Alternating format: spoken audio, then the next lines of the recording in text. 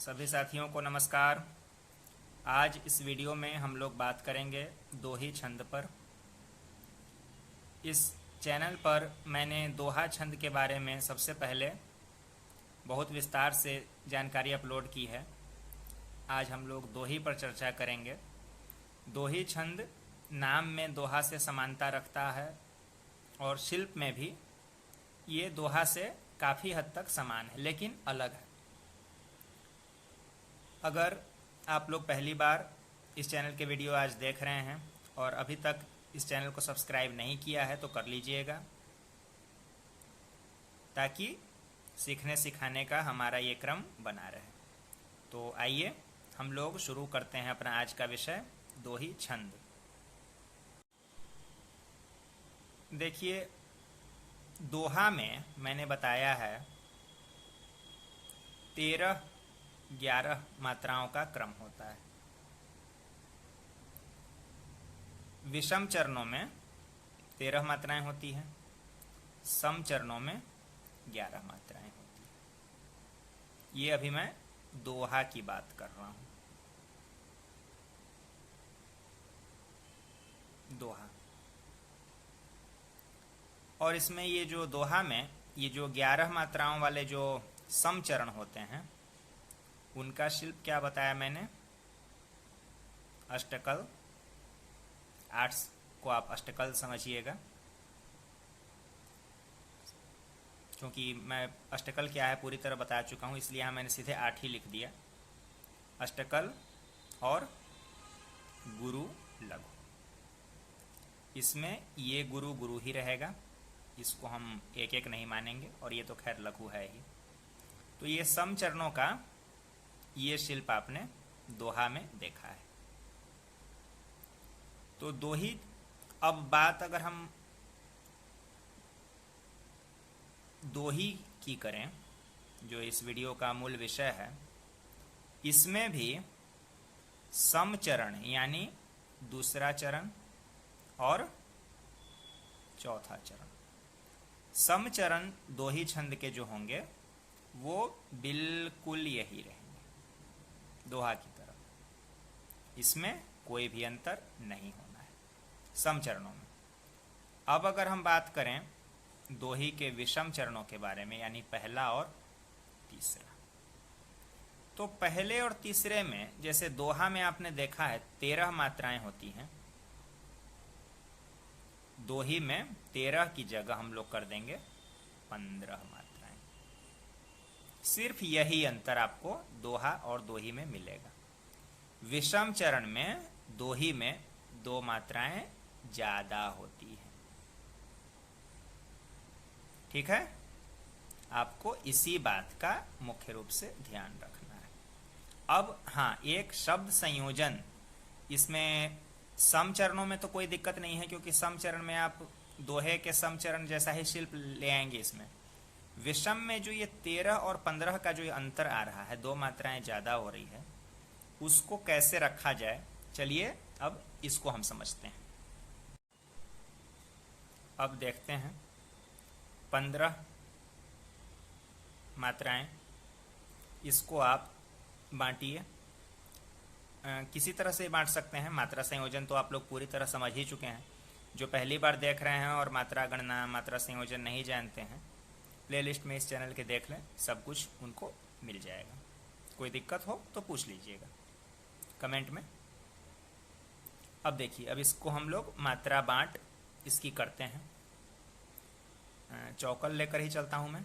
4 + 4 + 4, 4 4 8 4 12। अब 12 तो हो गई, कितनी बची? 3 बचा ना। यही इसकी मात्रा बांट आपको हो गई दोही छंद की। इसमें ऐसा कुछ नहीं है कि आरंभ या अंत कोई लघु या गुरु से विशेष रूप से करना है, सिर्फ इसी क्रम में आपको रखना है। चौकल चौकल चौकल और एक त्रिकल, तो 15 हो गई। अब ये जो चौकल है, ये तो आप लोग समझ गए कि चौकल बनाने के लिए या तो हम 4 लघु ले लें, 2 द्विकल ले लें, या फिर एक चौकल ही ले लें। सेम बात है, एक ही बात है ना, कोई अंतर नहीं है। त्रिकल, तो दोही छंद में त्रिकल जो आप लोग लीजिएगा, ये जो 3 है, इसको 1 1 1 रखिएगा या फिर 1 2 रखिएगा। समझ गए? ऐसे करिएगा। लय के लिए मैं बता रहा हूँ, और इसमें मैंने जितने भी इसके उदाहरण देखे हैं वो इसी तरह के हैं, या तो 3 लघु हैं या फिर लघु और गुरु है। इससे जरा बचिएगा, गुरु लघु से यहाँ पर, क्योंकि हो सकता है कि लय पर ये चीज़ असर डाले, इसलिए इसको छोड़ दीजिएगा। ऐसे ये दोनों आप कर सकते हैं। तो ये उसकी मात्रा बांट हो गई। अभी मैं उदाहरण लिख कर भी आपको इसका बताऊंगा। तो इसमें बस यही ध्यान रखना है आपको। इसके विषम चरण की मैंने बात की, दोही छंद के विषम चरण में आपको इस तरह से मात्रा संयोजन करना है। बाकी तो सब कुछ दोहे जैसा ही है। दूसरा और चौथा चरण आप लोग समझ चुके हैं। जो दोहे का शिल्प नहीं जानते हो देख लें, प्लेलिस्ट में मिल जाएगा। हाँ, कहीं पर भी अटकिए कमेंट में जरूर मुझसे पूछ लीजिए। चलिए अब इसका उदाहरण देखा जाए। दोही पद होते हैं। अब देखिए उदाहरण छंद दोही का। मैं तुम मिलकर हम बन गए, बसा लिया घर बार, आंगन अब उपवन हो गया, जीवन हुआ बहार। यहाँ पहला और ये तीसरा चरण देखिए, और ये दूसरा और ये चौथा। पहला, दूसरा, तीसरा, चौथा, चारों चरण आपके सामने हैं, और कुल मिलाकर 2 पद हैं। ये एक पहला पद है और ये दूसरा पद। इसमें दूसरे और चौथे चरण यानी सम चरणों को आप लोग देख पा रहे होंगे, बिल्कुल दोहे की तरह।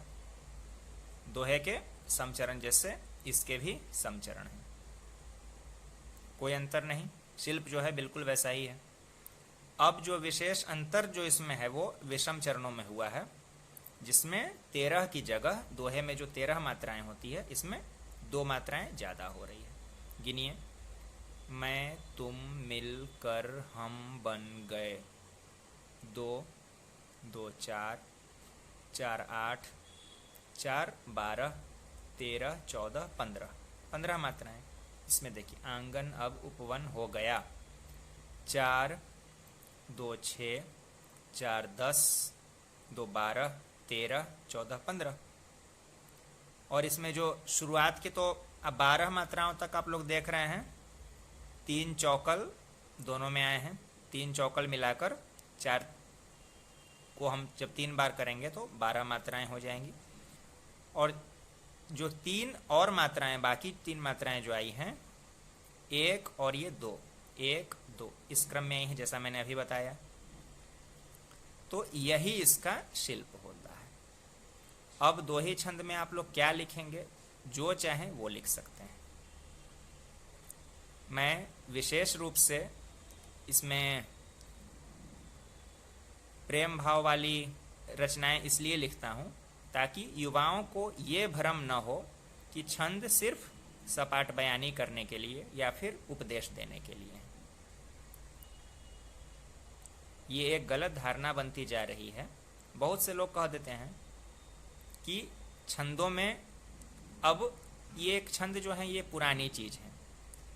तो वे इसलिए ऐसा कहते हैं क्योंकि उनके इस कथन के पीछे उन छंदकारों का दोष है जो छंदों को आज के समय से नहीं जोड़ पाते, जबकि बहुत अच्छे अच्छे छंदकार आज भी ऐसे हैं और लगातार आ रहे हैं जो छंदों को वर्तमान समय से जोड़कर लिख रहे हैं। आप इसमें जो लिखना चाहें, हास्य रस, प्रेम रस, या जो भी आपको पसंद है आप वो लिख सकते हैं। ये तो मैंने आपको एक उदाहरण समझाने के लिए लिखा है। आप जितना ज़्यादा भाषा को बिंबात्मक बनाएंगे, प्रतीकों का उपयोग करेंगे, उपमाओं का उपयोग करेंगे, आपका छंद उतना ही सुंदर होता जाएगा। ठीक है? तो इस वीडियो में दोही छंद के बारे में हमने बात की। पसंद आया हो तो लाइक ज़रूर कीजिएगा। कुछ पूछना हो कमेंट बॉक्स में स्वागत है। मिलते हैं अगले वीडियो में नए विषय के साथ।